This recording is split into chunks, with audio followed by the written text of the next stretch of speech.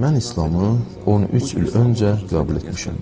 Din haqqında ilk etibarlı informasiyanı mən iki dostum, əkiz qardaşlar Həsən və Hüseyndən aldım və xristian idim.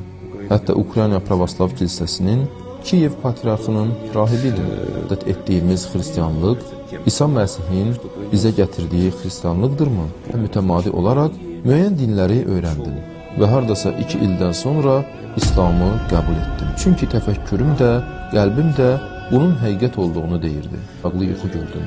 Bu yuxu o qədər aydın idi ki, məndə artıq şübhə yeri qalmadı. Mən qorxulu bir yerdə, alaq basmış bir bağda olduğumu gördüm. Əvvəlki zülmət parlaq nur ilə əvəz edilirdi və mən görürəm ki, sağ əlimi qaldırmışam, əlimdə isə kitab var. Kitabın arxasında isə İncil yazılıb. Birinci səhifədə isə Quran yazılıb. Sanki projektordan işıq saçır. Bu an mən ayıldım. Həmin vaxt Ramazan ayı idi. Xarkovda şeyx var idi.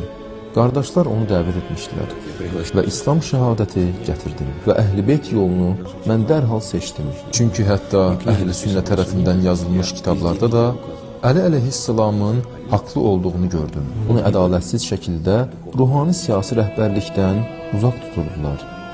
Nəhayət ki, bu müqəddəs yerlərə gəlmək nəsib oldu. Başqa dinlərin İmam Əli əleyhissalamın kəlamları əsasında öyrənilməsinə açıq olmalarını tövsiyə edərdim. Allah bizə burada aldığımız bərəkəti qoruyub saxlamağı, başqalarına ötürməyi və artırmağı qismət etsin.